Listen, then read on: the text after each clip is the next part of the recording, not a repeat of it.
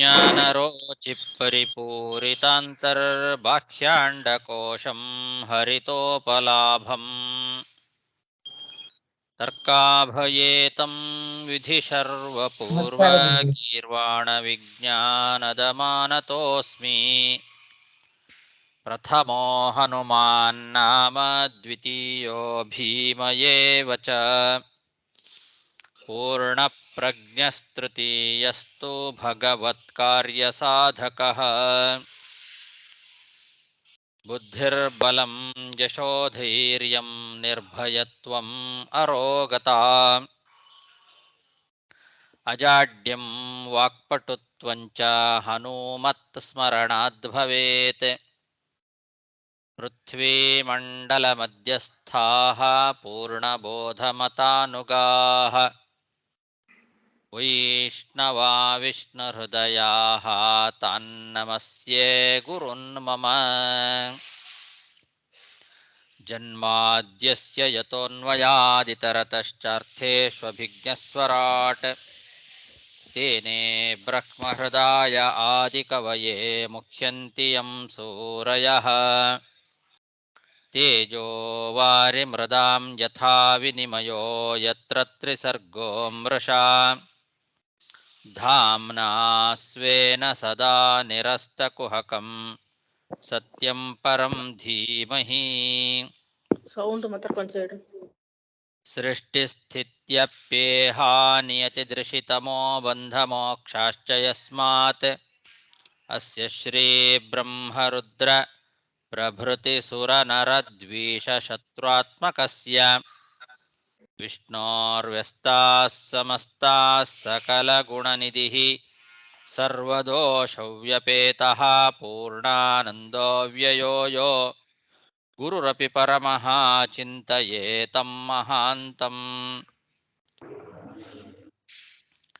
यं प्रव्रजन्तमनुपेतमपेतकृत्यं द्वैपायनो विरहकातर आजुहाव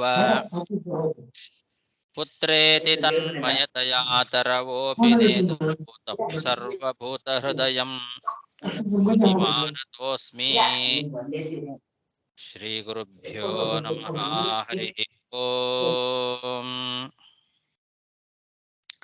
ಶ್ರೀಮದ್ಭಾಗವತದ ಚತುರ್ಥ ಸ್ಕಂದದ 8ನೇ ಅಧ್ಯಾಯದಲ್ಲಿ ಇವತ್ತು 28ನೇ ಶ್ಲೋಕ.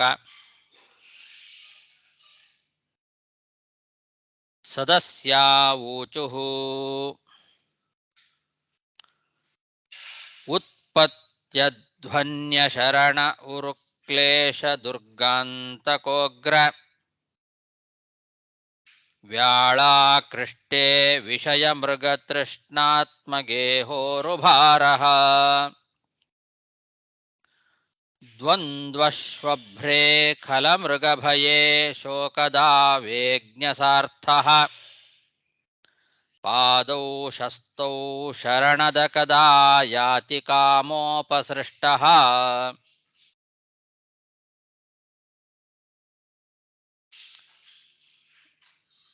ಭಗವಂತನ ಸ್ತೋತ್ರವನ್ನ ಮೊದಲು ದಕ್ಷ ಪ್ರಜಾಪತಿ ಮಾಡಿದ. ಆಮೇಲೆ ಋತ್ವಿಜರುಗಳು ಭಗವಂತನನ್ನ ಸ್ತೋತ್ರ ಮಾಡಿದರು. ಈಗ ಸದಸ್ಯರುಗಳೆಲ್ಲ ಮಾಡ್ತಾ ಇದ್ದಾರೆ. ಉಳಿದ ಸದಸ್ಯರುಗಳು ಮೊದಲು ಯಜಮಾನ ಯಜ್ಞಪುರುಷನ ಸ್ತೋತ್ರವನ್ನ ಮಾಡಿದ. ಹೋಮ ಮಾಡುವ ಋತ್ವಿಜರುಗಳು ಮಾಡಿದ ಮೇಲೆ ಉಳಿದ ಸದಸ್ಯರುಗಳೆಲ್ಲ ಸ್ತೋತ್ರ ಮಾಡ್ತಾ ಇದ್ದಾರೆ. ಮೋಕ್ಷ ಎಂಬತಕ್ಕಂತಹ ಮನೆಯನ್ನ ಕೊಡತಕ್ಕಂತಹ ಭಗವಂತನೇ ಅಂತ ಶರಣದ ಅಂತನ್ನೋ ಶಬ್ದಕ್ಕೆ ಅರ್ಥ. ಅದು ಶರಣದ ಅಂತ ಅವನನ್ನ ಸಂಬೋಧನೆ ಮಾಡಿದ್ದಾರೆ. ಶರಣದ ಅಂದ್ರೆ ಮೋಕ್ಷ ಎಂಬ ಮನೆಯನ್ನ ಕೊಡುವವನು. ಅಶರಣರಿಗೆ ಶರಣ, ಅಶರಣರ್ಯಾರಿದ್ದಾರೆ ಅವರಿಗೆ ಅಂದ್ರೆ ರಕ್ಷಣೆ ಇಲ್ಲದೇ ಇರತಕ್ಕಂತಹ ಪುರುಷರಿಗೆ ರಕ್ಷಣೆಯನ್ನ ಕೊಡ್ತಕ್ಕಂಥವನು ಅಂತ ಅರ್ಥ. ಶರಣದ ಅನ್ನೋ ಶಬ್ದಕ್ಕೆ ಹಾಗರ್ಥ. ಅಶರಣೆ ರಕ್ಷಿತೃ ಪುರುಷರಹಿತೆ ಅಶರಣರು ಅಂದ್ರೆ ರಕ್ಷಿತೃ ಪುರುಷ ಇಲ್ಲದೆ ಇರ್ತಕ್ಕಂಥವ್ರು, ಅಂದ್ರೆ ಅರಕ್ಷಕರು. ರಕ್ಷಕರ ಯಾರು ಇಲ್ಲ ನಮಗೆ ಅಂತಕ್ಕಂಥವ್ರು ಯಾರಿದ್ದಾರೆ ಅಂಥವರಿಗೆ ರಕ್ಷಣೆಯನ್ನ ಕೊಡ್ತಕ್ಕಂಥವನು ಯಾರು, ಅವನು ಶರಣದ.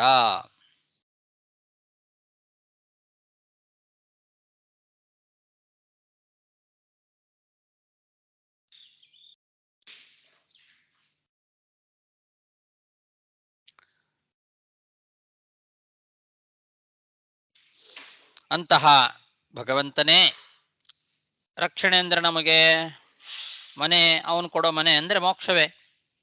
ಹಾಗಾಗಿ ಮೋಕ್ಷ ಎಂಬ ಮನೆಯನ್ನ ಕೊಡುವವನು ನೀನು. ಅಂತಹ ಭಗವಂತನೇ ನಮಗೆ ಈ ಸಂಸಾರದ ಮಾರ್ಗದಲ್ಲಿ ಬೇರೆ ಯಾರು ರಕ್ಷಕರಿಲ್ಲ, ನೀನೊಬ್ಬನೇ ನಮ್ಮನ್ನ ರಕ್ಷಣೆ ಮಾಡ್ತಕ್ಕಂಥವನು. ಇದು ಸಂಸಾರ ಅಂತನ್ನೋದು ರಾಗ ದ್ವೇಷ ಮೊದಲಾದವುಗಳಿಂದ ತುಂಬಿಬಿಟ್ಟಿದೆ. ಆ ರೀತಿ ರಾಗದ್ವೇಷಾದಿಗಳಿಂದ ತುಂಬಿರೋದ್ರಿಂದ ಇದು ಬಹಳ ದುರ್ಗಮವಾಗಿರ್ತಕ್ಕಂತಹ ಮಾರ್ಗ ಆಗಿದೆ. ಇದರ ಜೊತೆಗೆ ಮೃತ್ಯು ಎಂಬತಕ್ಕಂತಹ ಹೆಬ್ಬಾವು ಅದು ನುಂಗ್ಲಿಕ್ಕೆ ಬಾಯಿ ತಕ್ಕೊಂಡು ನಿಂತ್ಕೊಂಡ್ಬಿಟ್ಟಿದೆ.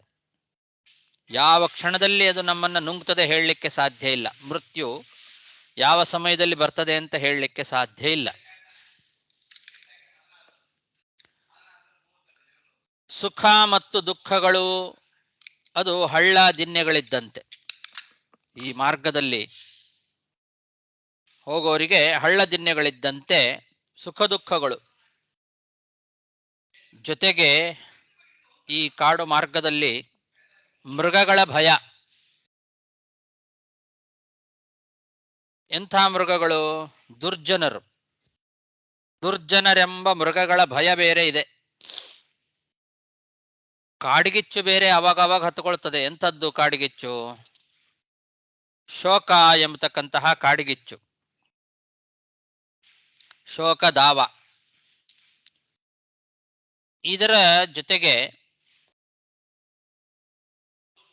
ಸಂಸಾರದ ಈ ಮಾರ್ಗದಲ್ಲಿ ಅಜ್ಞಾನಿಯಾದ ಮನುಷ್ಯ ವಿಷಯ ಸುಖ ಎಂಬತಕ್ಕಂತಹ ಬಿಸಿಲು ಕುದುರೆಯನ್ನು ಹಿಡಿಲಿಕ್ಕೆ ಅವನು ಪ್ರಯತ್ನ ಪಡ್ತಾ ಇದ್ದಾನೆ. ಅದು ವಿಷಯ ಸುಖ ಏನಿದೆ ಬಿಸಿಲು ಕುದುರೆ ಇದ್ದಂತೆ, ಬಹಳ ಕ್ಷಣಿಕವಾದದ್ದದು. ದೇಹವನ್ನ ತಾನು ಅಂತ, ಮನೆಯನ್ನ ನನ್ನ ಮನೆ ಅಂತ ಭ್ರಮಿಸಿ ಅದರ ಒಂದು ದೊಡ್ಡ ಭಾರವನ್ನೇ ಹೊತ್ತಿದ್ದಾನೆ. ಆದ್ರಿಂದ ಲೌಕಿಕವಾದ ಕಾಮನೆಗಳಿಂದ ಪೀಡಿತನಾಗಿ ಬಿಟ್ಟಿದ್ದಾನೆ ಈ ಸಂಸಾರಿ. ಇಷ್ಟಾದರೂ ಕೂಡ ಆ ಅಜ್ಞಾನಿ ನಿನ್ನ ಪ್ರಶಸ್ತವಾದ ಪಾದಗಳನ್ನ ಯಾವತ್ತು ಆಶ್ರಯಿಸ್ತಾನೋ ಗೊತ್ತಿಲ್ಲ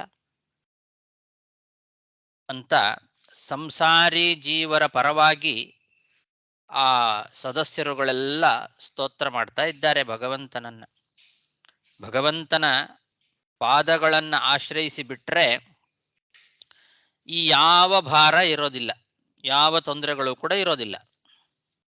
ಇದೆಲ್ಲ ನಮ್ಮಂತಹ ಸಂಸಾರಿ ಜೀವರ ಪರವಾಗಿ ಆ ಯಜ್ಞದ ಸದಸ್ಯರುಗಳೆಲ್ಲ ಭಗವಂತನ ಹತ್ರ ಪ್ರಾರ್ಥನೆ ಮಾಡ್ಕೊಳ್ತಾ ಇದ್ದಾರೆ.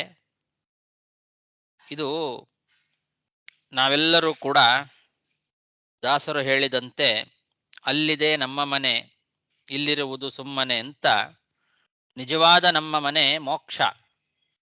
ಆ ಮೋಕ್ಷದ ಮಾರ್ಗದಲ್ಲಿ ನಾವು ಹೋಗ್ತಾ ಇದ್ದೇವೆ. ಹೋಗುವ ಮಾರ್ಗ ಏನಿದೆ ಅದು ಸಂಸಾರವೇ. ಈಸಬೇಕು ಇದ್ದು ಜಯಿಸಬೇಕು ಹೇಸಿಗೆ ಸಂಸಾರದಲ್ಲಿ ಅಂತ ಪುರಂದರದಾಸರು ಹೇಳಿದಂತೆ ಈ ಸಂಸಾರ ಅನ್ನೋ ಮಾರ್ಗದಲ್ಲೇ ನಾವು ನಡೆದು ಮೋಕ್ಷವನ್ನು ತಲುಪಬೇಕು. ಮೋಕ್ಷಕ್ಕೆ ಹೋಗ್ಲಿಕ್ಕೆ ಮಾರ್ಗ ಈ ಸಂಸಾರ ಮಾರ್ಗವೇ. ಈ ಸಂಸಾರ ಎಂಬ ಮಾರ್ಗದಲ್ಲಿ ಹೋಗುವಾಗ ದೊಡ್ಡ ಕಾಡಿನ ದಾರಿ ಅದು. ಅದನ್ನ ಇಲ್ಲಿ ವರ್ಣನೆ ಮಾಡ್ತಾ ಇದೆ ಭಾಗವತ. ಈ ಸಂಸಾರ ಮಾರ್ಗ ಹೇಗಿದೆ, ಕಾಡಿನ ದಾರಿಯಲ್ಲಿ ಹೋಗುವಾಗ ಯಾರಿರ್ತಾರೆ ರಕ್ಷಣೆ ಮಾಡೋರು? ಅಲ್ಲಿ ನಮ್ಮನ್ನ ರಕ್ಷಣೆ ಮಾಡೋರು ಯಾರು ಇಲ್ಲ. ಕಾಡಿನ ದಾರಿ ಅದು.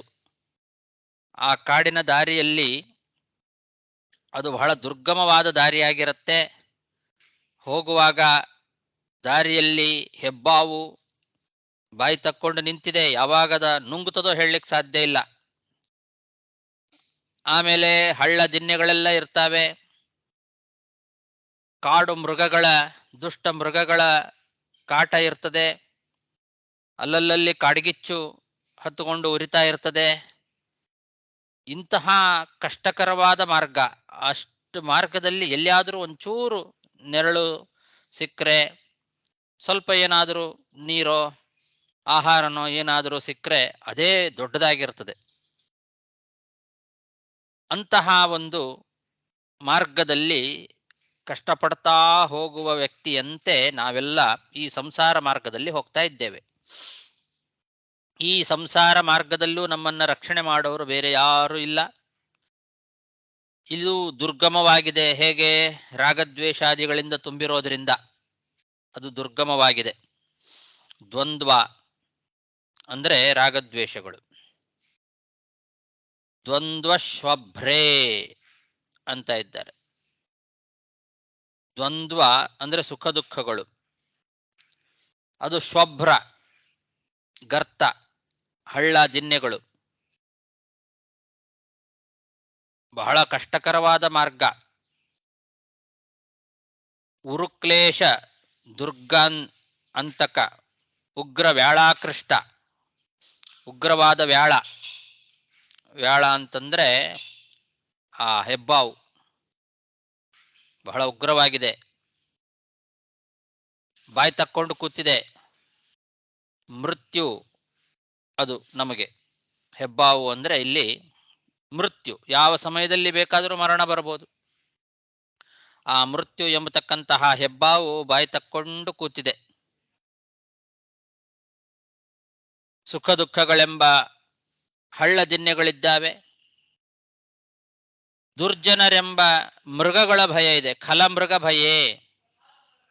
ಖಲಮೃಗ, ದುರ್ಜನರೆಂಬ ಮೃಗಗಳ ಭಯ ಇದೆ. ಶೋಕದಾವ ಅಂದ್ರೆ ಶೋಕ ಎಂಬ ಕಾಡ್ಗಿಚ್ಚು ಹರಡ್ತಾ ಇದೆ. ಇಂತಹ ಸಂಸಾರ ಮಾರ್ಗದಲ್ಲಿ ವಿಷಯ ಮೃಗತೃಷ್ಟಾತ್ಮ ಗೇಹೋರು ಭಾರಹ. ವಿಷಯ ಪದಾರ್ಥಗಳೆಂಬ ಬಿಸಿಲು ಕುದುರೆ, ಅದನ್ನು ಹಿಡಿಲಿಕ್ಕೆ ಪ್ರಯತ್ನ ಪಡ್ತಾ ಇದ್ದಾನೆ ಅಜ್ಞಾನಿಯಾದ ಈ ಮನುಷ್ಯ. ನಾನು ನನ್ನದು ಅನ್ನೋ ಅಭಿಮಾನ ಏನಿದೆ, ಕಾಮೋಪಸೃಷ್ಟನಾಗಿದ್ದಾನೆ. ಈ ನಾನು ನನ್ನದು ಅನ್ನೋ ಭ್ರಮೆಯಿಂದ ಈ ಮನೆ, ಸಂಸಾರ, ಈ ದೇಹ, ಇದರ ಭಾರವನ್ನು ಹೊತ್ತುಕೊಂಡು ಬಿಟ್ಟಿದ್ದಾನೆ. ಆತ್ಮ ಗೇಹೋರು ಭಾರಹ. ಇದರ ಜೊತೆಗೆ ಕಾಮನೆಗಳು, ಕಾಮೋಪಸೃಷ್ಟ, ಲೌಕಿಕ ಕಾಮನೆಗಳು. ಅದು ಬೇಕು ಇದು ಬೇಕು ಅನ್ನೋ ಲೌಕಿಕವಾದ ಕಾಮನೆಗಳಿಂದ ಜೊತೆಗೆ ಪೀಡಿತನಾಗಿ ಬಿಟ್ಟಿದ್ದಾನೆ. ಇಷ್ಟೆಲ್ಲ ಕಷ್ಟಪಟ್ಟು ಈ ಸಂಸಾರ ಮಾರ್ಗವನ್ನು ದಾಟಲಿಕ್ಕೆ ಆ ಮಾರ್ಗದಲ್ಲಿ ಹೋಗ್ತಾ ಇದ್ದಾನೆ ಅಜ್ಞಾನಿಯಾದ ಮನುಷ್ಯ. ಇಷ್ಟು ಕಷ್ಟಪಡ್ತಾ ಇದ್ರೂ ಕೂಡ ಇದಕ್ಕೆ ಪರಿಹಾರ ಕಂಡುಕೊಳ್ತಾ ಇಲ್ಲ ಅವನು. ಏನದು ಪರಿಹಾರ? ನಿನ್ನ ಪಾದಕಮಲಗಳನ್ನು ಆಶ್ರಯಿಸೋದು. ಇದೊಂದೇ ಪರಿಹಾರ. ಪಾದೌ ಶಸ್ತೌ, ನೀನೊಬ್ಬನೇ ಕಾಪಾಡ್ತಕ್ಕಂಥವನು. ನೀನು ಶರಣದ, ರಕ್ಷಕರಿಲ್ಲದೆ ಇರೋರಿಗೆ ರಕ್ಷಣೆಯನ್ನು ಕೊಡ್ತಕ್ಕಂಥವನು ನೀನು, ರಕ್ಷಿತೃ ಪುರುಷ. ಯಾರು ರಕ್ಷಿತೃ ಪುರುಷರಿಲ್ವೋ, ಅಶರಣರೋ, ಅಂಥವರಿಗೆ ರಕ್ಷಣೆಯನ್ನು ಕೊಡ್ತಕ್ಕಂಥವನು ನೀನು, ಶರಣದ. ಅಂತಹ ಶರಣದನಾದ ನಿನ್ನ ಪಾದಕಮಲಗಳನ್ನ ಅವರು ಆಶ್ರಯಿಸ್ತಾ ಇಲ್ಲ ಇನ್ನೂ ಕೂಡ. ಇಷ್ಟಾದರೂ ಅವರು ಆಶ್ರಯಿಸ್ತಾ ಇಲ್ಲ. ಏನು ಹೇಳಬೇಕು ಅಂತ ಆ ಮನುಷ್ಯರಿಗೆ.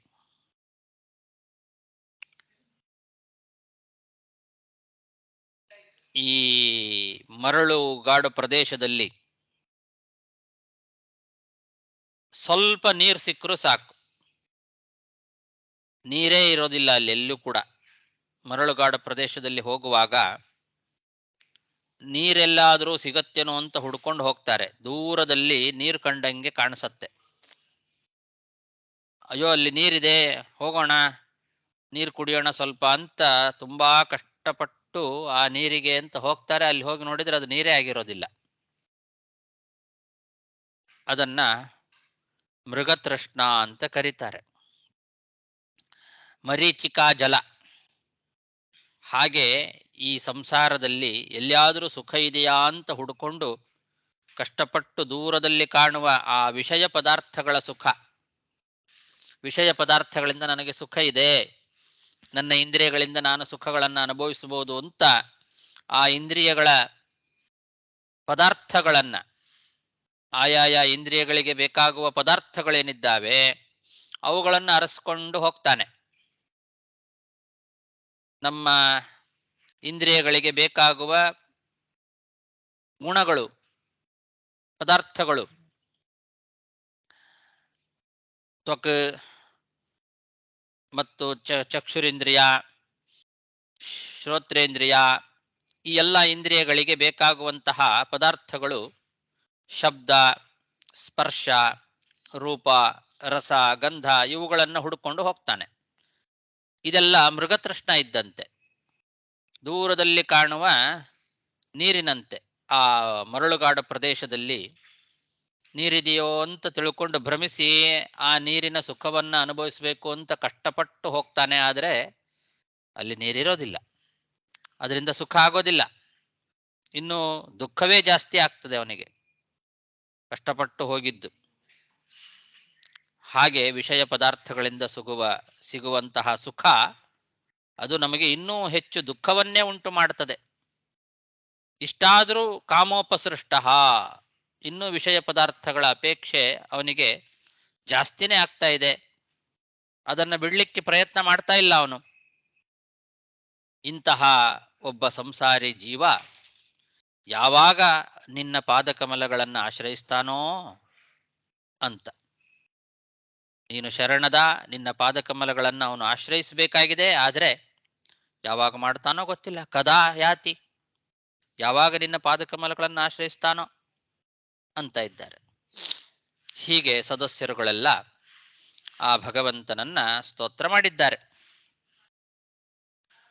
ಉತ್ಪತ್ತ್ಯಧ್ವನ್ಯ ಶರಣ ಉರುಕ್ಲೇಶ ದುರ್ಗಾಂತಕೋಗ್ರವ್ಯಾಳ ಕೃಷ್ಟೇ ವಿಷಯ ಮೃಗತೃಷ್ಣಾತ್ಮಗೇಹೋರುಭಾರ ದ್ವಂದ್ವಶ್ವಭ್ರೇ ಖಲ ಮೃಗಭಯೇ ಶೋಕದಾ ವೇಜ್ಞಸಾರ್ಥ ಪಾದೌ ಶಸ್ತೌ ಶರಣದ ಕದಾ ಯಾತಿ ಕಾಮೋಪಸೃಷ್ಟ.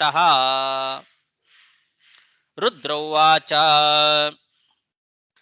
ತವ ವರದವಾರಾಂಘ್ರಾವಾಶಿಷಾ ನಭಿಧ್ಯೆ ಹ್ಯಪಿ ಮುನಿಭಿರಸಕ್ತೈರಾದರೇಣಾರ್ಹಣೀಯೇ ಯದಿ ರಚಿತ ಧಿಯಂ ಮಾಂ ವಿದ್ಧಿ ಲೋಕಾಪವಿದ್ಧಂ ಜಗತಿ ನ ಗಣಯೇಯಂ ತ್ವತ್ಪರಾನುಗ್ರಹೇಣ. ಈಗ ರುದ್ರದೇವರು ಸ್ತೋತ್ರ ಮಾಡ್ತಾ ಇದ್ದಾರೆ ಆ ಭಗವಂತನನ್ನ ಕುರಿತು. ರುದ್ರದೇವರು ಹೇಳಿದ ಮಾತು, ವರದ ಅಂತ ಸಂಬೋಧನೆ ಮಾಡ್ತಾರೆ ರುದ್ರದೇವರು ಭಗವಂತನನ್ನ ಇಲ್ಲಿ.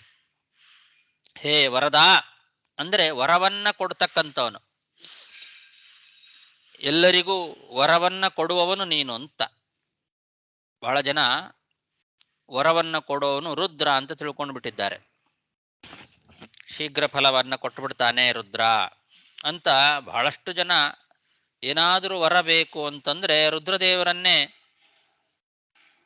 ಕೇಳ್ತಾರೆ, ರುದ್ರದೇವರನ್ನ ಕುರಿತೇ ತಪಸ್ಸು ಮಾಡ್ತಾರೆ, ರುದ್ರದೇವರ ಹತ್ರ ವರ ಕೇಳ್ಕೊಳ್ತಾರೆ. ಬಹಳ ಜನ ಹಾಗೆ ಮಾಡ್ತಾರೆ. ದುಷ್ಟರು, ದೈತ್ಯರು, ಅಜ್ಞಾನಿಗಳು, ರಾಕ್ಷಸರು ಎಲ್ಲರೂ ಆ ಮಾರ್ಗದಲ್ಲಿ ಹೋಗ್ತಾರೆ. ಆದರೆ ರುದ್ರದೇವರು ಹೇಳ್ತಾರೆ, ನೀನು ವರದ, ನಿಜವಾದ ವರದ ನೀನು ಅಂತ. ಆದ್ರಿಂದ ವರದಾಯಕನಾದಂತಹ ಭಗವಂತನೇ ಎಲ್ಲರೂ ಐಹಿಕವಾದ ಸುಖಕ್ಕೋಸ್ಕರ ನನ್ನ ಹತ್ರ ಬಂದು ವರ ಕೇಳ್ತಾರೆ. ಅದು ಸರಿಯಲ್ಲ. ನಿನ್ನ ಪಾದವನ್ನ ಆಶ್ರಯಿಸಿಯೂ ಕೂಡ ಕೆಲವರು ಐಹಿಕವಾದ ಸುಖವನ್ನ ಬೇಡ್ತಾರೆ. ನಿನ್ನಂತಹ ಉತ್ತಮವಾದ ಪಾದವನ್ನ ಕೇವಲ ಐಹಿಕ ಸುಖಕ್ಕೋಸ್ಕರ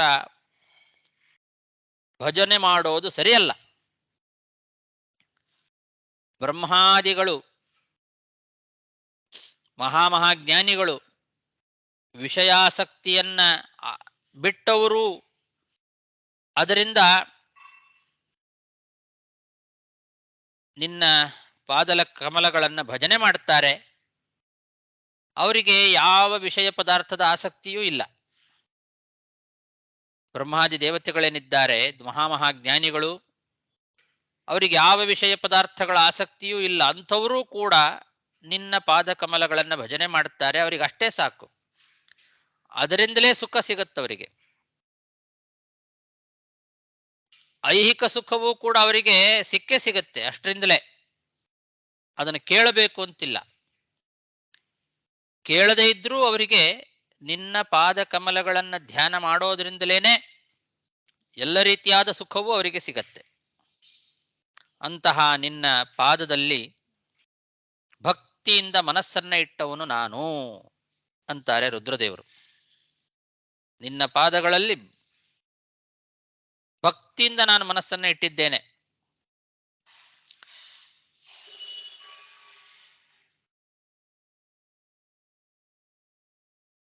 ನನಗೆ ಯಾರು ನಿಂದನೆ ಮಾಡಿದರೂ ನನಗೇನು ಅದರಿಂದ ಆಗೋದಿಲ್ಲ ಅಂತಾನೆ. ಯಾಕೆಂದ್ರೆ ಈಗ ದಕ್ಷ ಪ್ರಜಾಪತಿ ನಿಂದನೆ ಮಾಡಿದ್ದ, ಅದರಿಂದ ನನಗೇನು ಅದನ್ನ ಲೆಕ್ಸೋದಿಲ್ಲ ಅಂತ ರುದ್ರದೇವರು ಹೇಳ್ತಾ ಇದ್ದಾರೆ. ಯಾಕೆ ಅಂದ್ರೆ ನೀನು ನನ್ನ ಮೇಲೆ ಪೂರ್ಣಾನುಗ್ರಹವನ್ನ ಮಾಡಿದ್ದಿ. ಆಚಾರ ವಿಷಯದಲ್ಲಿ ಲೋಕ ವಿಲಕ್ಷಣನಾಗಿದ್ದೇನೆ ನಾನು ಅಂತ ನೀನು ಅಂಗೀಕಾರ ಮಾಡಿದ್ರೆ ಸಾಕು. ಆಚಾರ ವಿಷಯದಲ್ಲಿ ಬೇರೆಯವರು ಮಾಡುವ ಆಚಾರವೇ ಬೇರೆ, ನನ್ನ ಆಚಾರವೇ ಬೇರೆ. ಅದನ್ನು ಹಿಂದೆ ಹೇಳಿದ್ದಾರೆ. ದೇವತೆಗಳು ಅವರ ಆಚಾರವೇ ಬೇರೆ, ಮನುಷ್ಯರ ಆಚಾರವೇ ಬೇರೆ. ಹಾಗಾಗಿ ಆಚಾರ ವಿಷಯದಲ್ಲಿ ಲೋಕವಿಲಕ್ಷಣನಾಗಿದ್ದೇನೆ ನಾನು ಅಂತ ನೀನು ಅಂಗೀಕಾರ ಮಾಡಿದರೆ ಸಾಕು. ನನಗೆ ನಿನ್ನ ಪೂರ್ಣಾನುಗ್ರಹ ಇರೋದ್ರಿಂದ ಲೋಕದಲ್ಲಿ ನನಗೆ ಯಾರು ಏನು ನಿಂದನೆ ಮಾಡಿದರೂ ಕೂಡ ಅದನ್ನು ನಾನು ಲೆಕ್ಕಿಸೋದಿಲ್ಲ. ನ ಗಣಯೇ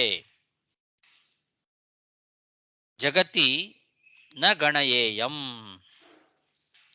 ಜಗತ್ತಿನಲ್ಲಿ ಯಾರು ಏನೇ ನಿಂದನೆ ಮಾಡಿದರೂ ಕೂಡ ಅದನ್ನು ನಾನು ಲೆಕ್ಕಿಸೋದೇ ಇಲ್ಲ. ಯಾಕೆ? ನಿನ್ನ ಪೂರ್ಣಾನುಗ್ರಹ ನನಗೆ ಇರೋದ್ರಿಂದ. ಆಚಾರದ ವಿಷಯದಲ್ಲಿ ಯದಿ ಮಾಂ ಲೋಕಾಪವಿದ್ಧಂ ವಿದ್ಧಿ, ಲೋಕ ವಿಲಕ್ಷಣ ನಾನು ಅಂತ ನೀನು ಅಂಗೀಕಾರ ಮಾಡೋದಾದರೆ ನಿನ್ನ ಪೂರ್ಣಾನುಗ್ರಹ ನನಗೆ ಇರೋದ್ರಿಂದ ತ್ವತ್ಪರಾನುಗ್ರಹೇಣ ಜಗತ್ತಿನ ಗಣಯೇಯಂ, ಲೋಕದಲ್ಲಿ ಯಾರು ನಿಂದನೆ ಮಾಡಿದರೂ ನನಗೆ ಅದನ್ನು ನಾನು ಹಚ್ಚಿಕೊಳ್ಳೋದಿಲ್ಲ. ನಿನ್ನ ಪಾದ ಕಮಲಗಳನ್ನೇ ನಾನು ಭಕ್ತಿಯಿಂದ ಭಜನೆ ಮಾಡುತ್ತೇನೆ. ನಿನ್ನ ಪಾದದಲ್ಲೇ ಭಕ್ತಿಯಿಂದ ಮನಸ್ಸನ್ನ ಇಟ್ಟಿದ್ದೇನೆ ನಾನು. ಆ ಪಾದಗಳು ಎಂಥ ಪಾದ? ಬ್ರಹ್ಮಾದಿಗಳು ವಿಷಯಾಸಕ್ತಿಯನ್ನ ಬಿಟ್ಟವರು ಕೂಡ ಭಜನೆ ಮಾಡ್ತಕ್ಕಂತಹ ಪಾದ ಅದು. ಮುನಿಭಿಹಿ ಅಸಕ್ತೈಹಿ ಅಪಿ ಆದರೇಣ ಅರ್ಹಣೀಯೇ ಅಂತ. ಅಸಕ್ತೈಹಿ ಮುನಿಭಿಹಿ ಅಪಿ. ಅಸಕ್ತರು ಅಂದ್ರೆ ವಿಷಯ ಪದಾರ್ಥಗಳಲ್ಲಿ ಆಸಕ್ತಿ ಇಲ್ಲದೆ ಇರತಕ್ಕಂತಹ ಋಷಿಮುನಿಗಳಿಂದಲೂ ಕೂಡ ಅರ್ಹಣೀಯವಾದದ್ದು ನಿನ್ನ ಪಾದ. ಆದ್ರಿಂದ ನಿನ್ನ ಪಾದಕಮಲಗಳನ್ನು ಭಜನೆ ಮಾಡೋದು ಐಹಿಕವಾದ ಸುಖಕ್ಕೋಸ್ಕರ ಅಲ್ಲ. ಆ ರೀತಿ ಐಹಿಕವಾದ ಸುಖಕ್ಕೋಸ್ಕರ ನಿನ್ನ ಪಾದಕಮಲಗಳ ಭಜನೆ ಮಾಡೋದು ಸರಿಯಲ್ಲ. ಯಾಕೆ? ಅಸಕ್ತೈಹಿ ಮುನಿಭಿಹಿ ಅಪಿ ಆದರಣೀಯ ಅರ್ಹಣೀಯವಾದದ್ದು ನಿಂದು. ವಿಷಯಾಸಕ್ತಿಯನ್ನ ಬಿಟ್ಟಂತಹ ಋಷಿಮುನಿಗಳು ಕೂಡ, ಜ್ಞಾನಿಗಳು ಕೂಡ, ಬ್ರಹ್ಮಾದಿ ಜ್ಞಾನಿಗಳು ಕೂಡ ನಿನ್ನ ಪಾದಕಮಲಗಳನ್ನು ಭಜಿಸ್ತಾ ಇದ್ದಾರೆ. ಅಂತಹ ಪಾದ ಅಂದ ಮೇಲೆ ಅದು ಬಹಳ ಉತ್ತಮವಾದ ಮೋಕ್ಷ ಸುಖವನ್ನು ಕೊಡ್ತಕ್ಕಂತಹ ಪಾದ ಹೊರತು ಐಹಿಕವಾದ ಸುಖವನ್ನು ಬಯಸ್ತಕ್ಕಂತಹ ವ್ಯಕ್ತಿಗಳು ಭಜಿಸುವ ಪಾದ ಅಲ್ಲ ಅದು. ಅಂತಹ ಪಾದಗಳಲ್ಲೇ ನಾನು ಮನಸ್ಸನ್ನ ಇಟ್ಟಿದ್ದೇನೆ ಅಂತ ರುದ್ರದೇವರು ಭಗವಂತನ ಪಾದಕಮಲಗಳನ್ನ ಸ್ಮರಣೆ ಮಾಡ್ತಾ ಇದ್ದಾರೆ. ಇಲ್ಲಿ ವರದ ವರಾಂಘ್ರಾವಾಶಿಷ ಚ ಅನಭಿದ್ಯೆ ಆಶಿಷ ಅನಭಿದ್ಯೆ ಅಂತಿದೆ. ಆಶಿಷಾಚಾನಭಿದ್ಯೆ ಅಂತಂದ್ರೆ ಐಹಿಕ ಸುಖಕ್ಕೋಸ್ಕರ ವಿರಕ್ತರು ನಿನ್ನನ್ನ ಧ್ಯಾನ ಮಾಡೋದಿಲ್ಲ ಅಂತ. ಆಶಿಷ ಚ ಅನಭಿದ್ಯೆ, ಐಹಿಕವಾದ ಸುಖಕ್ಕೋಸ್ಕರ ವಿರಕ್ತರಾದಂತಹವರು ನಿನ್ನ ಧ್ಯಾನವನ್ನು ಮಾಡೋದಿಲ್ಲ ಅಂತ. ಚ ಅನ್ನೋ ಪದ ಯಾಕೆ ಇಲ್ಲಿ ಅಂತ ಗೊತ್ತಾಗೋದಿಲ್ಲ. ಆಶಿಷ ಅನಭಿದ್ಯೆ ಸಾಕು. ಆಶಿಷ ಚ ಅನಭಿದ್ಯೆ ಅಂತಿದೆ. ವಿರಕ್ತರು ನಿನ್ನ ಪಾದಕಮಲಗಳನ್ನ ಐಹಿಕ ಸುಖಕ್ಕೋಸ್ಕರ ಧ್ಯಾನ ಮಾಡೋದಿಲ್ಲ ಅಂತ ಹೇಳುವಾಗ ಚ ಶಬ್ದ ಯಾಕೆ? ಆಮೇಲೆ ಅನಭಿದ್ಯೆ ಹಿ ಅಪಿ ಮುನಿಬಿಹಿ ಅಸಕ್ತೈಹಿ ಅಂತ ಅಪಿ ಅನ್ನೋ ಶಬ್ದ ಇದೆ ಮತ್ತೆ ಮುಂದೆ. ಆ ಅಪಿ ಶಬ್ದವೂ ಕೂಡ ಅಪಿ ಮುನಿಬಿಹಿ ಅಸಕ್ತೈಹಿ ಅನ್ನೋಲ್ಲಿರೋದ್ರಿಂದ ವಿಷಯಾಸಕ್ತರು ಫಲದ ಆಸೆಯಿಂದ ನಿನ್ನನ್ನ ಧ್ಯಾನ ಮಾಡ್ತಾರೆ, ಮುನಿಗಳು ನಿಷ್ಕಾಮನೆಯಿಂದ ಧ್ಯಾನ ಮಾಡ್ತಾರೆ ಅಂತ ಹೇಳಿದಂತೆ ಆಗ್ತದೆ. ವಿಷಯ ಪದಾರ್ಥಗಳಲ್ಲಿ ಆಸಕ್ತಿ ಇರೋರು ವಿಷಯ ಪದಾರ್ಥಗಳ ಆಸೆಯಿಂದ ನಿನ್ನ ಧ್ಯಾನ ಮಾಡ್ತಾರೆ, ಮುನಿಗಳು ನಿಷ್ಕಾಮನೆಯಿಂದಲೇ ನಿನ್ನನ್ನು ಧ್ಯಾನ ಮಾಡ್ತಾರೆ. ಈ ತರ ಹೇಳಿದಾಗಾಯ್ತು. ಹಾಗಾಗಿ ಅಪಿ ಶಬ್ದ ಇರೋದ್ರಿಂದ ಅವರು ಧ್ಯಾನ ಮಾಡ್ತಾರೆ, ಇವರು ಧ್ಯಾನ ಮಾಡ್ತಾರೆ ಅಂತ ಅದಕ್ಕೆ ಅರ್ಥ ಬಂತು. ಪುನಃ ಚ ಅನ್ನೋ ಶಬ್ದ ಯಾಕೆ? ಅಪಿ ಅನ್ನೋ ಶಬ್ದವೂ ಇದೆ, ಚ ಅನ್ನೋ ಶಬ್ದವೂ ಇದೆ, ಎರಡು ಒಂದೇ ಅರ್ಥವನ್ನು ಕೊಡ್ತಕ್ಕಂಥದ್ದು. ಹಾಗಾಗಿ ಚ ಅನಭಿದ್ಯೆ ಅನ್ನೋಲ್ಲಿ ಚ ಅನ್ನೋದು ಯಾಕೆ ಅಂತ ಒಂದು ಪ್ರಶ್ನೆ ಬರ್ತದೆ. ಇವಾಗ ಇಲ್ಲಿ ಬೇರೆ ವ್ಯಾಖ್ಯಾನಕಾರರೆಲ್ಲ ಏನು ಮಾಡಿದ್ದಾರೆ ಅಂದ್ರೆ ಆ ಚ ಅನ್ನೋ ಶಬ್ದವನ್ನು ತೆಗೆದೇ ಹಾಕಿಬಿಟ್ಟಿದ್ದಾರೆ. ಈ ಒಂದು ಪ್ರಶ್ನೆಗೆ ಅವರು ಉತ್ತರವನ್ನು ಕಂಡುಕೊಳ್ಳಿಕ್ಕೋಸ್ಕರ ಏನ್ ಮಾಡಿದ್ರು, ಇಲ್ಲ ಹಾಗಾದ್ರೆ ಅಲ್ಲಿ ಚ ಅನ್ನೋ ಪದ ಇಲ್ಲ.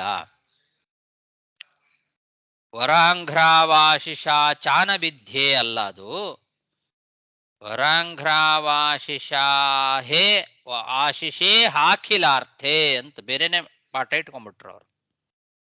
ಅಲ್ಲಿ ಚ ಶಬ್ದವೂ ಇಲ್ಲ, ಅನಭಿದ್ಯೆ ಅಂತನೂ ಇಲ್ಲ, ಅವ್ರ ಪಾಠನೇ ಬೇರೆ. ಆಶಿಷೇ ಹಾಖಿಲಾರ್ಥೆ ಅನ್ನೋ ಪಾಠವನ್ನ ಇಟ್ಕೊಂಡಿದ್ದಾರೆ, ಅಲ್ಲಿ ಚ ಶಬ್ದ ಇಲ್ಲ. ಅವರಿಗೆ ಆ ಚ ಶಬ್ದ ಇಲ್ಲ ಆದ್ರಿಂದ ಈ ಪ್ರಶ್ನೆನೇ ಅವರಿಗೆ ಬರೋದಿಲ್ಲ. ಅಖಿಲಾರ್ಥೆ ಅಂತ ಪಾಠ ಇಟ್ಕೊಂಡಿದ್ದಾರೆ ಅವರು. ಆಶಿಷೇ ಹಾಖಿಲಾರ್ಥೆ ಅಂತ ಉಳಿದ ವ್ಯಾಖ್ಯಾನಕಾರರ ಪ್ರಕಾರ ಭಾಗವತದ ಶ್ಲೋಕದ ಪಾಠ. ಅಲ್ಲಿ ಚ ಅನ್ನೋ ಪದವೇ ಬರೋದಿಲ್ಲ. ಅದಕ್ಕೆ ಮಧ್ವಾಚಾರ್ಯರು ಹೇಳ್ತಾರೆ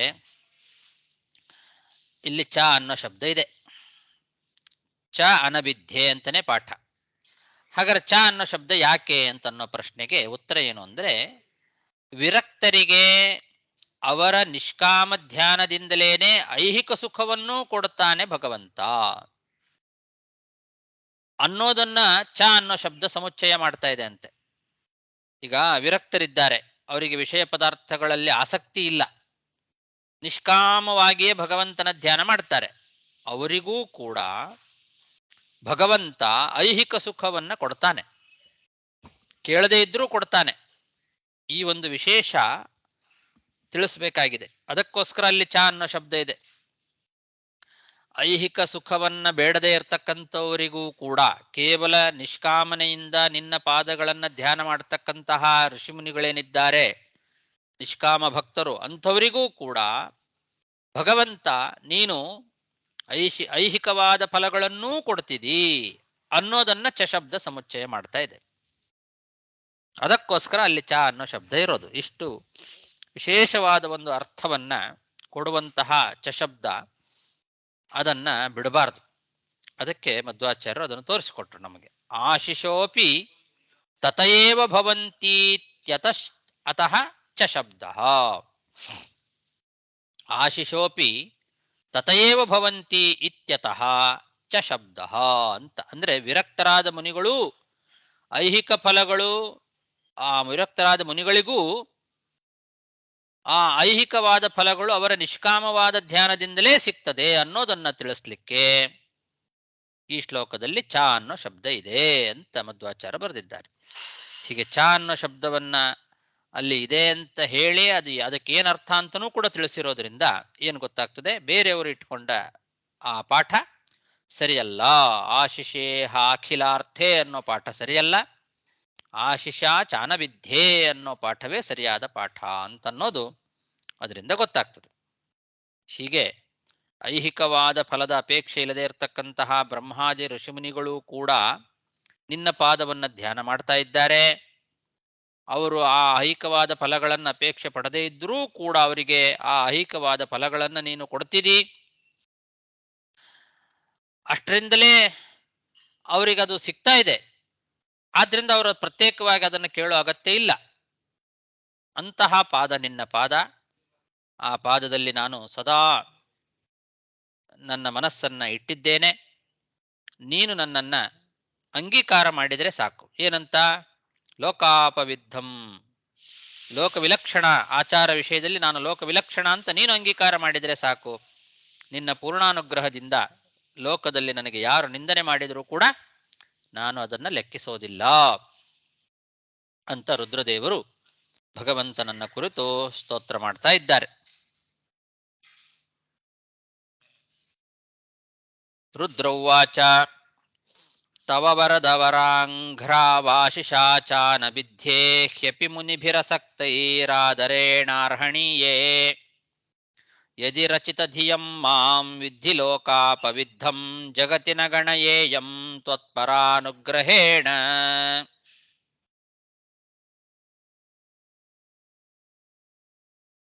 ಭೃಗುರುವಾಚ ಯನ್ಮಾಯಯಾ ಗಹನಯಾಪಹತಾತ್ಮಬೋಧಾ ಬ್ರಹ್ಮಾದಯಸ್ತನುಭೃತಸ್ತಮಸಿ ಸ್ವಪಂತಃ ನಾತ್ಮಾಶ್ರಿತಂ ತವ ವಿದಂತ್ಯಧುನಾಪಿ ತತ್ವಂ ಸೋಯಂ ಪ್ರಸೀದತು ಭವಾನ್ ಪ್ರಣತಾತ್ಮಬಂಧುಃ.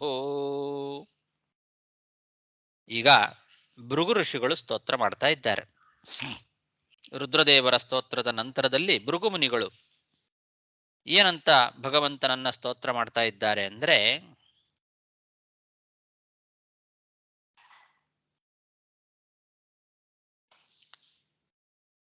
ಬ್ರಹ್ಮದೇವರಿಂದ ಸೃಷ್ಟರಾದಂತಹ ಎಲ್ಲ ಶರೀರಧಾರಿಗಳೇನಿದ್ದಾರೆ ಅವರಲ್ಲಿ ತಮ್ಮ ಪರಮಾತ್ಮ ತತ್ವಜ್ಞಾನ ಅದು ನಿನ್ನ ಗಹನವಾದ ಬಂಧಕ ಶಕ್ತಿಯಿಂದ ಆವೃತವಾಗಿ ಬಿಟ್ಟಿದೆ.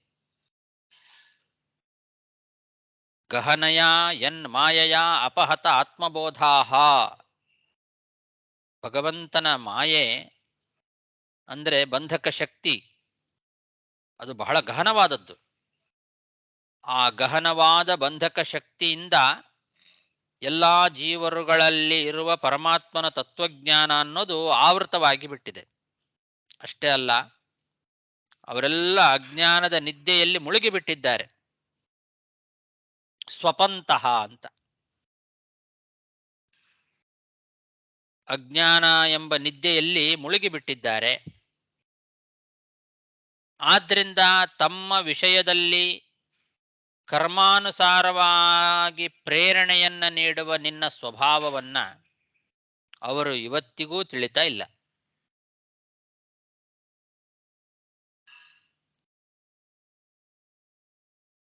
ನ ಆತ್ಮಾಶ್ರಿತಂ ಅಧುನಾಪಿ ವೇದಂತಿ ತತ್ವಂ. ತತ್ವವನ್ನ ಅವರು ಇವತ್ತಿಗೂ ಸರಿಯಾಗಿ ತಿಳಿತಾ ಇಲ್ಲ. ನಿನ್ನ ಸ್ವಭಾವ ಏನು ಅನ್ನೋದನ್ನ ಅವರಿಗೆ ಇವತ್ತಿಗೂ ತಿಳಿಲಿಕ್ಕಾಗ್ತಾ ಇಲ್ಲ. ಕರ್ಮಾನುಸಾರವಾಗಿ ಪ್ರೇರಣೆಯನ್ನ ಕೊಡ್ತಕ್ಕಂಥವನು ನೀನು. ಆ ನಿನ್ನ ಸ್ವಭಾವವನ್ನ ಅವರು ತಿಳಿತಾ ಇಲ್ಲ. ನೀನು ನಮಿಸುವ ಜೀವರಿಗೆ ಬಂಧು, ಪ್ರಣತಾತ್ಮ ಬಂಧು. ಪ್ರಣತಾತ್ಮರ್ಯಾರಿದ್ದಾರೆ, ನಿನ್ನನ್ನು ನಮಸ್ಕಾರ ಮಾಡತಕ್ಕಂತಹ ಜೀವರುಗಳು, ಅವರಿಗೆಲ್ಲ ನೀನು ಬಂಧುವಾಗಿದ್ದಿ. ಅಂತಹ ನೀನು ನಮ್ಮಲ್ಲಿ ಪ್ರಸನ್ನನಾಗು ಅಂತ ಕೇಳ್ಕೊಳ್ತಾ ಇದ್ದಾರೆ. ಪ್ರಸೀದತು ಭವಾನ್, ನಮ್ಮ ಮೇಲೆ ಪ್ರಸನ್ನನಾಗಬೇಕು ನೀನು ಅಂತ. ಜೀವರುಗಳೆಲ್ಲ ಅಜ್ಞಾನದ ನಿದ್ದೆಯಲ್ಲಿ ಮುಳುಗಿಬಿಟ್ಟಿದ್ದಾರೆ. ಯಾಕೆ? ನಿನ್ನ ಬಂಧಕ ಶಕ್ತಿ ಅದು ಆವೃತವಾಗಿ ಬಿಟ್ಟಿದೆ. ಆದ್ರಿಂದ ಗಹನವಾದ ಆ ಬಂಧಕ ಶಕ್ತಿಯಿಂದ ಆವೃತವಾಗಿರೋದ್ರಿಂದ ಅಪಹತ ಆತ್ಮ ಬೋಧಾಹ, ಪರಮಾತ್ಮನ ಬೋಧ, ತತ್ವಜ್ಞಾನದ ಬೋಧ ಅವರಿಗೆ ಆಗ್ತಾ ಇಲ್ಲ. ಬ್ರಹ್ಮಾದಯ ತನುಭೃತಃ ತಮಸಿ ಸ್ವಪಂತಃ, ಅಜ್ಞಾನದ ನಿದ್ದೆಯಲ್ಲಿ ಅವರೆಲ್ಲ ಮುಳುಗಿಬಿಟ್ಟಿದ್ದಾರೆ ಅಂತ.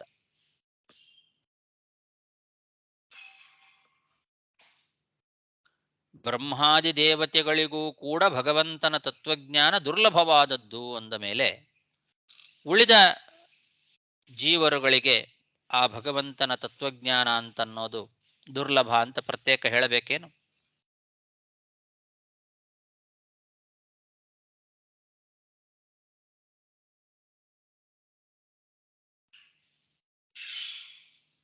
ಹಾಗಾಗಿ ನಾವು ರುದ್ರನಲ್ಲಿ ದ್ವೇಷ ಮಾಡಿಬಿಟ್ವಿ ಅನ್ನೋದು ಆ ಭೃಗು ಋಷಿಗಳ ಒಳಗಿನ ಅಂತರಾರ್ಥ. ರುದ್ರದೇವರ ಮೇಲೆ ನಾವು ದ್ವೇಷ ಮಾಡಿಬಿಟ್ವಿ. ಯಾಕೆ ಅಂದರೆ ನಾವೆಲ್ಲ ನಿನ್ನ ಆ ಬಂಧಕ ಶಕ್ತಿಗೆ ಒಳಗಾಗಿ ತತ್ವಜ್ಞಾನವನ್ನ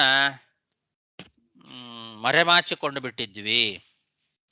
ಅದು ಬಹಳ ಗಹನವಾದದ್ದು, ಗಂಭೀರವಾದದ್ದು ಆ ನಿನ್ನ ಮಾಯಾ ಅಂದ್ರೆ ಬಂಧಕ ಶಕ್ತಿ. ಅದರಿಂದ ಅಪಹೃತ ಆತ್ಮಬೋಧರಾಗ್ತಾರೆ ಎಲ್ಲ ಜೀವರು. ಅವಿದ್ಯಾ ಎಂಬ ನಿದ್ದೆಯಲ್ಲಿ ಮಲ್ಕೊಂಡು ಬಿಡ್ತಾರೆ, ಆ ನಿದ್ದೆಯಲ್ಲಿ ಮುಳುಗಿ ಬಿಟ್ಟಿರ್ತಾರೆ. ಅಂಥವರು ಬ್ರಹ್ಮಾದಯ ತನುಭೃತಃ ಶರೀರಿಣಃ, ಬ್ರಹ್ಮಾದಿ ಶರೀರಧಾರಿಗಳು.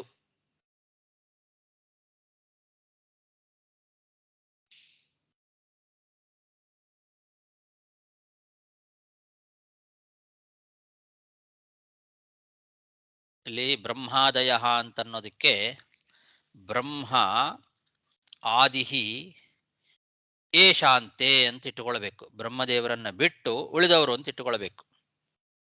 ಯಾಕೆಂದ್ರೆ ಬ್ರಹ್ಮದೇವರಿಗೆ ಈ ರೀತಿ ಅಜ್ಞಾನದ ನಿದ್ದೆಯಲ್ಲಿ ಮುಳುಗುವಿಕೆ, ಆಮೇಲೆ ಅಪಹತ ಆತ್ಮತತ್ವಜ್ಞಾನ ಬೋಧ ಅನ್ನೋದು ಬ್ರಹ್ಮದೇವರನ್ನ ಅದು ಅಪ್ಲೈ ಆಗೋದಿಲ್ಲ ಬ್ರಹ್ಮದೇವರಿಗೆ. ಹಾಗಾಗಿ ಬ್ರಹ್ಮಾದಯ ಅಂದ್ರೆ ಬ್ರಹ್ಮ ಆದಿಹಿ ಏಷಾಂತೆ ಅಂತ ಮಾಡಿಕೊಂಡ್ರೆ ಬ್ರಹ್ಮನೇ ಆದಿಯಾಗಿ ಉಳ್ಳಂಥವರು ಯಾರು? ಉಳಿದವರು, ಬ್ರಹ್ಮದೇವರನ್ನು ಬಿಟ್ಟು ಉಳಿದವರು. ಬ್ರಹ್ಮದೇವರೇ ಕಾರಣ, ಆದಿ ಅಂದ್ರೆ ಕಾರಣ. ಬ್ರಹ್ಮದೇವರೇ ಕಾರಣವಾಗಿ ಉಳ್ಳಂಥವ್ರು ಯಾರಿದ್ದಾರೆ, ಉಳಿದ ಜೀವರು ಅವರು ಅಂತ ಇಟ್ಟುಕೊಳ್ಬೇಕು.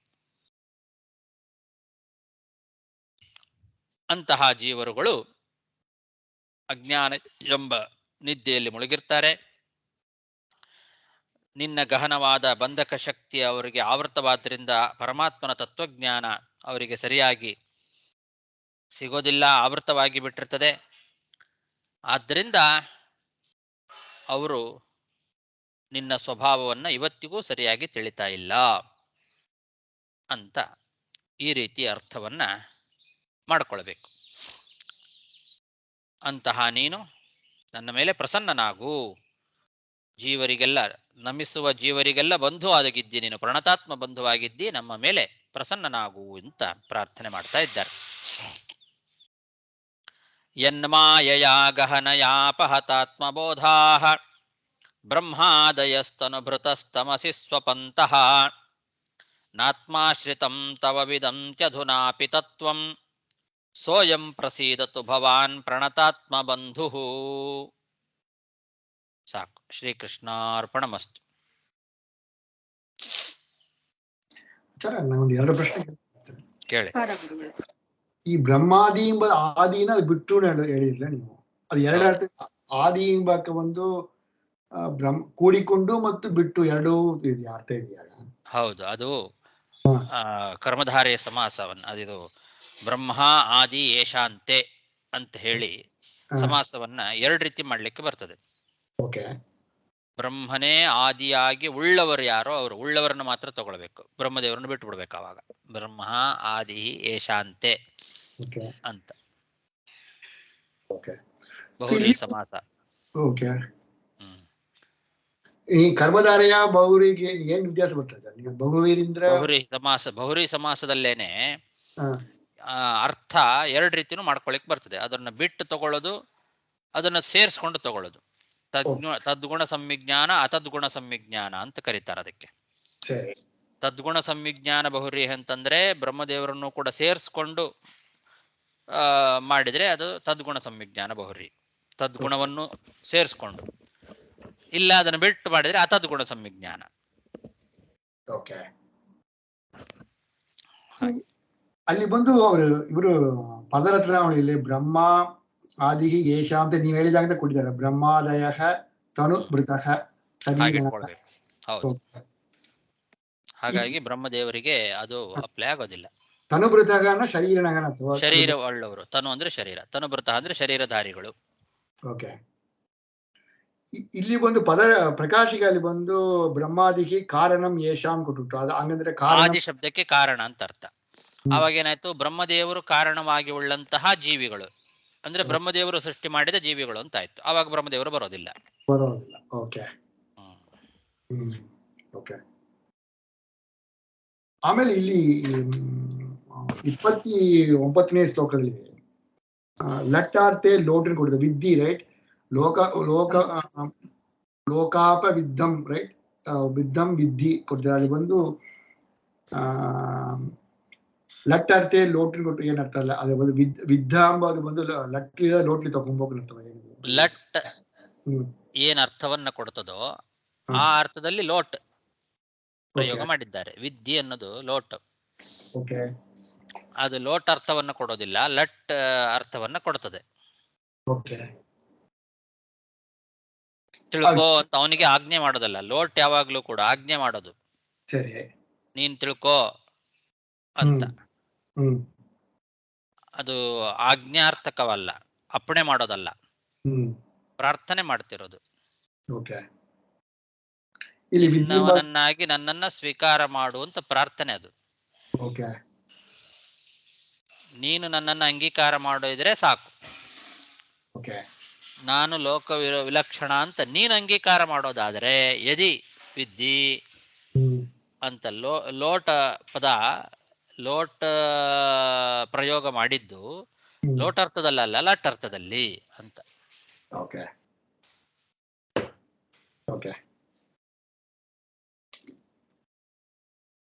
ಆಯ್ತಾಯ್ತು.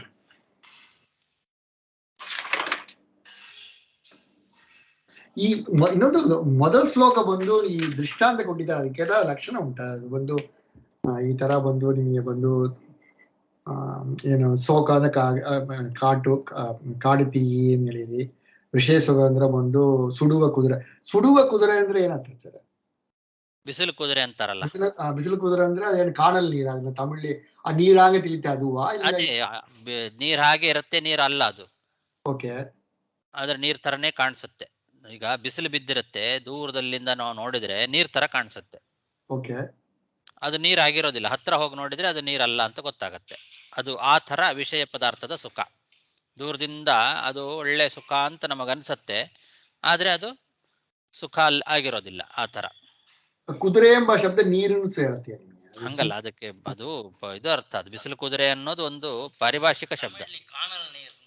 ಕಾಣಲ್ ನೀರ್ ಕಾಣಲ್ ಅಂದ್ರೆ ಒಂದು ನೀರ್ ಮಾರಿ ಇರುತ್ತೆ ಹೇಳ್ತಾರೆ. ಅದೇ ತರನೇ ಇದು ನೀರ್ ಮಾರಿ ಇರೋದೇ, ರೈಟ್? ಬಟ್ ಈ ಶಬ್ದ ಅಲ್ಲಿ ಕುದುರೆ ಎಂಬ ಶಬ್ದ ಅದು ಹೇಳುತ್ತೆ. ಅಲ್ಲ, ಇದು ಕುದುರೆ ಅಂದ್ರೆ ಪಾರಿಭಾಷಿಕ ಶಬ್ದ ಅಷ್ಟೇ. ಇದು ಕುದುರೆ ಅಂದ್ರೆ ಕುದುರೆ ಅಲ್ಲ. ಇದು ಬಿಸಿಲು ಕುದುರೆ ಅಂತ ಅನ್ನೋದು ಕನ್ನಡದ ಒಂದು ಪಾರಿಭಾಷಿಕ ಶಬ್ದ.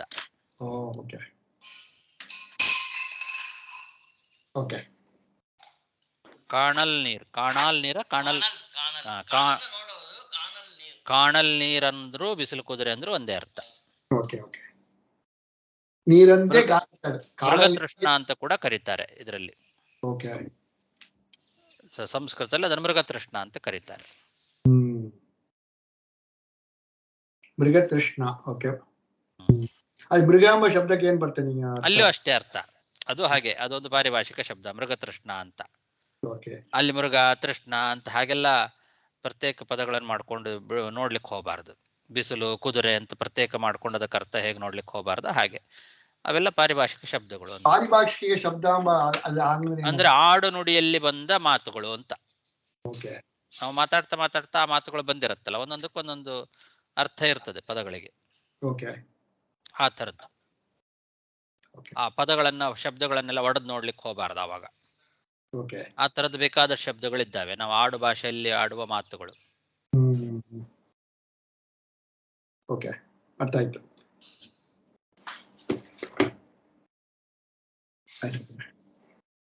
ಹಾಗೆ ಹರೇ ನಮಃ. ಶ್ರೀಕೃಷ್ಣ ಅರ್ಪಣಮಸ್ತು. ನಮಸ್ಕಾರ. ಧನ್ಯವಾದಗಳು ಆಚಾರ್ಯ. ಹರೇ ನಮಃ. ನಮಸ್ಕಾರ. ಹರೇ ನಮಃ. ನಮಸ್ಕಾರ ಆಚಾರ್ಯ.